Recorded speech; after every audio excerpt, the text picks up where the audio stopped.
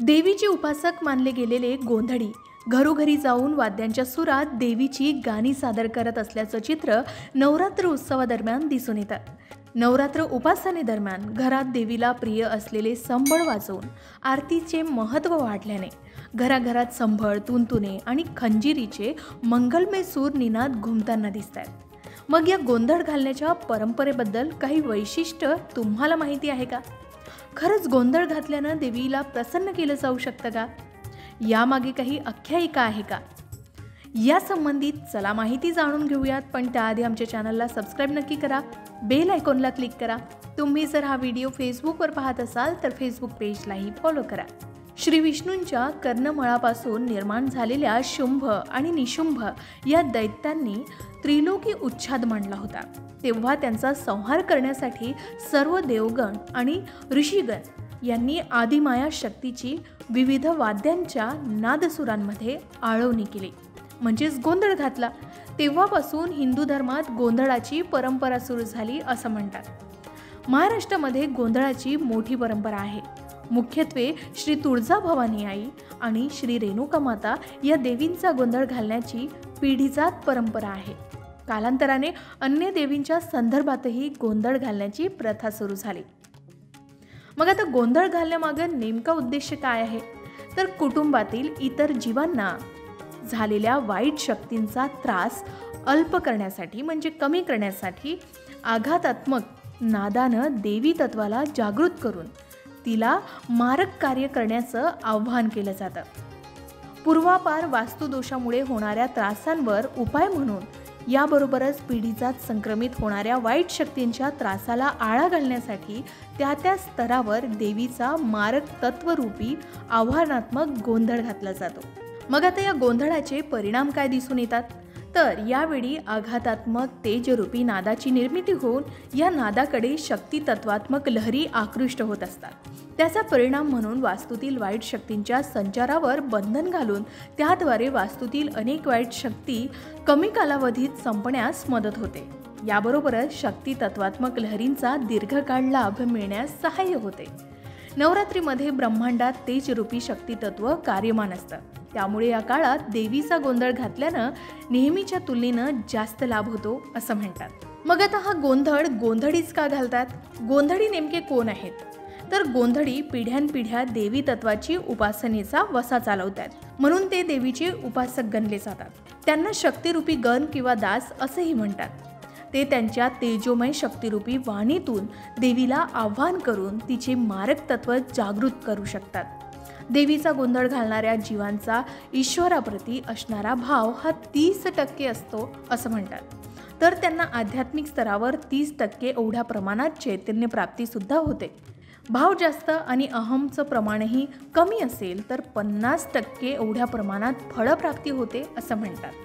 भावरहित कृतीमुळे लाभाचं प्रमाण 10% एवढंच असतं असंही म्हणतात। आता गोंधळीनंतर वाजवणारं वाद्य, त्यात संबळ गोंधळ आणि काकड गोंधळ, यात काय फरक? तर अंगात तेलकट झबला, कपाळावर कुंकू, गळ्यात देवीची प्रतिमा आणि कवड्यांची माळ अशा वेशभूषेत आलेल्या व्यक्तीला गोंधळी असं म्हणतात। देवीचे गुणगान करणाऱ्या व्यक्तीलाही गोंधळी म्हणतात।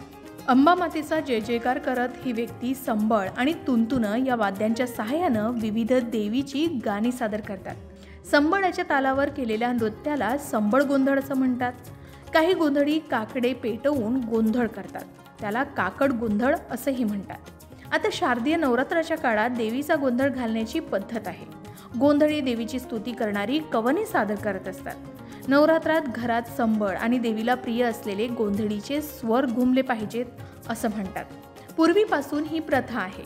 यामागे एक आख्यायिका अशी आहे की भगवान परशुराम यांनी बेटासूर नावाच्या राक्षसाचा वध केला होता।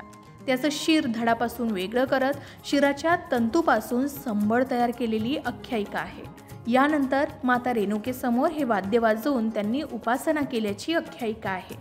तेव्हापासून गोंधळाची परंपरा सुरू झाली। तुळजाभवानी मातेची कवड्यांची माळ गळ्यात घालणारा गोंधळी असतो अशी माहिती आहे। यासोबतच आजही जवळजवळ सर्वच समाजात कोणत्याही शुभकार्याच्या प्रसंगी कुलदेवतेला प्रसन्न करण्यासाठी गोंधळ घालण्याची परंपरा आहे। शुभकार्याच्या वेळी गोंधळी निरनिराळ्या देवतांना गोंधळाला येण्याचे गाण्यातूनच आवाहन करतात। जिथे गोंधळ घालावायचा आहे तिथे पाटावर स्वच्छ वस्त्र अंथरून अष्टदल काढले जाते किंवा धान्याच्या राशीवर श्रीफळासह कलश मांडला जातो। त्यावर उसाच्या किंवा ज्वारीच्या 5 ताटांचा मांडव सिद्ध केला जातो आणि त्याला फुलांच्या माळा बांधल्या जातात। याला गोंधळाचा चौक असं म्हणतात। दिवटे पेटवतात आणि ते हातात घेऊन संभळाच्या तालावर गीत आणि नृत्य सादर केलं जातं। हे ऐकताना विशेष आनंद होतो। तुळजापूरची भवानी आई गोंधळाला यावं, कोल्हापूरची अंबाबाई गोंधळाला यावं, गोंधळ मांडीला आई गोंधळाला यावं। म्हणजेच कुलदेवी, ग्रामदेवी, आराध्य देवता अशा सर्व देवतांना गोंधळाला येण्याचं आव्हान केल्यानंतर देवीचे स्तवन करण्याची पदे म्हटली जातात।